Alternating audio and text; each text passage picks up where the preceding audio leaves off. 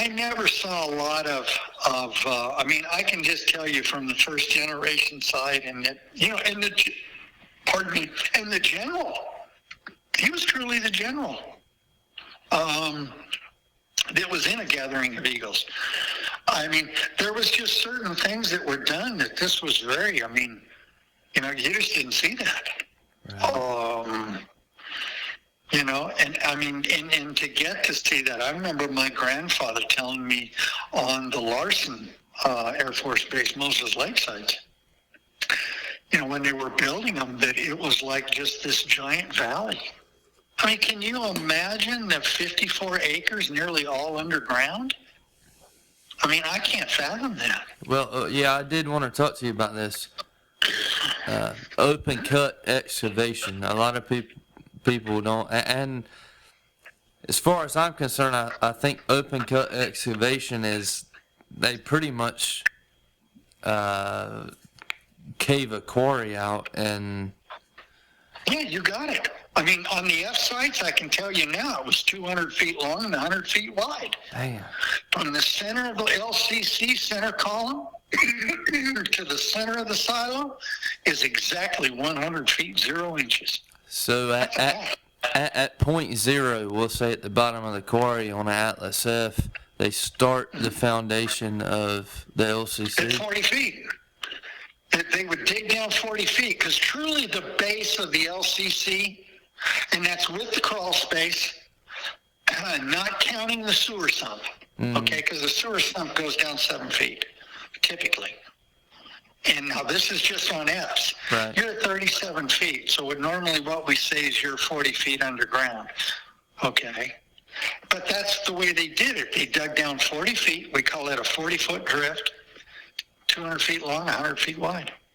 Now for Titan 1, I mean, can you fathom? I mean, my God, Bryce, that between the true utility tunnel or cableway, right, and the cableway to the antenna silos for a Titan 1, yeah, I mean, my God, you're over a quarter of a mile.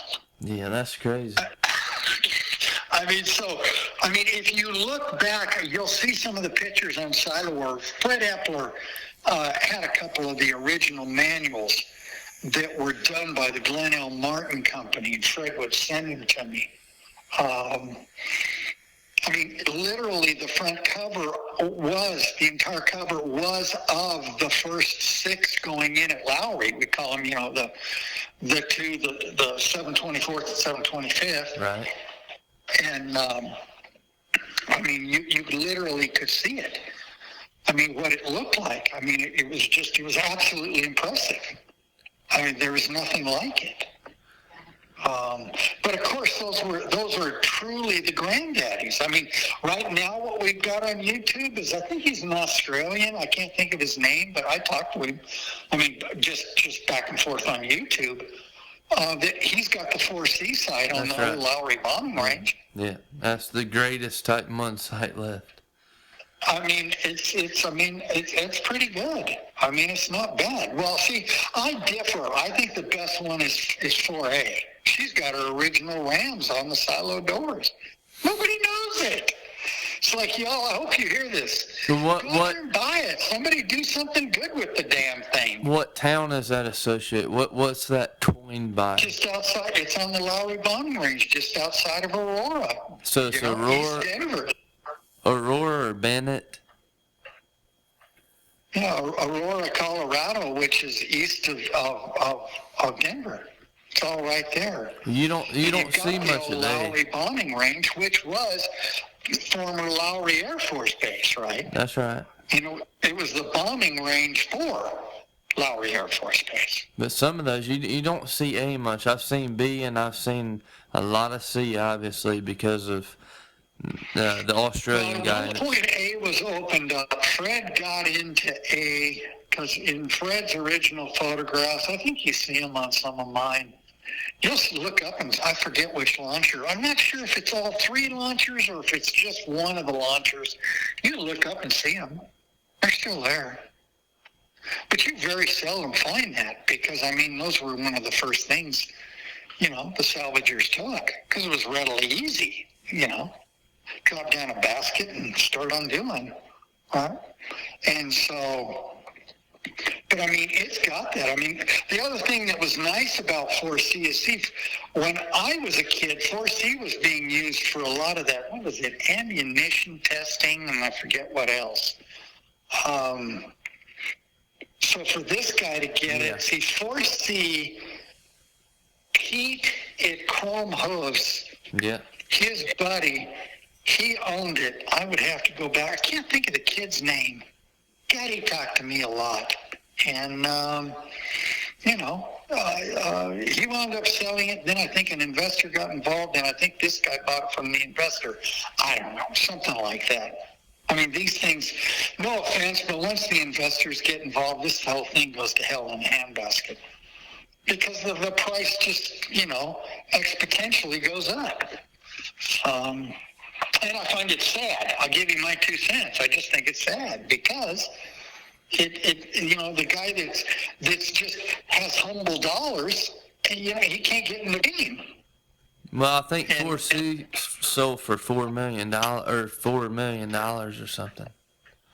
Well, I mean, that's good luck. I don't know what you're getting. I mean, I have said this 1,000 times. Could I have had one of them? Look, at the time, hot and heavy with all of this going on with the Moses Lake with the 568 sites. I mean, I could have had a site.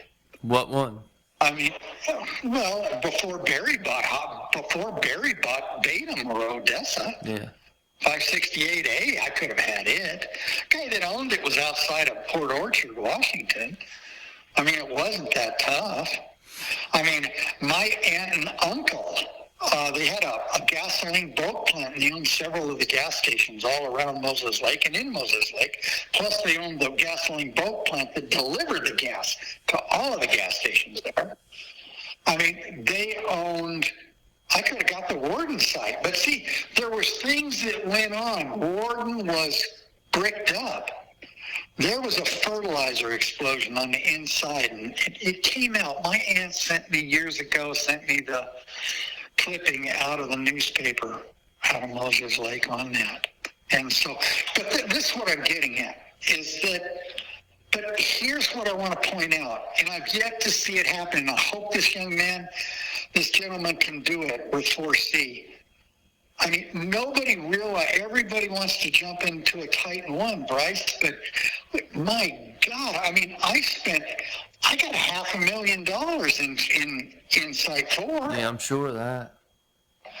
I mean, can you imagine 3 launchers, 3 equipment terminals to each one of those launchers that are 5 stories high with its own elevator? I've thought about it. I've thought about all that, but the LCC is pretty much in good shape. And as far as the main junction and all that with LCC. Well, I always said that Batum, I talked to Barry after he bought his. Mm-hmm. And we were talking about the blueprints because I knew Fred had a set, but they weren't for Batum. Well, anyway, Barry was telling me that he got I don't believe it was a complete set, but I was pretty close.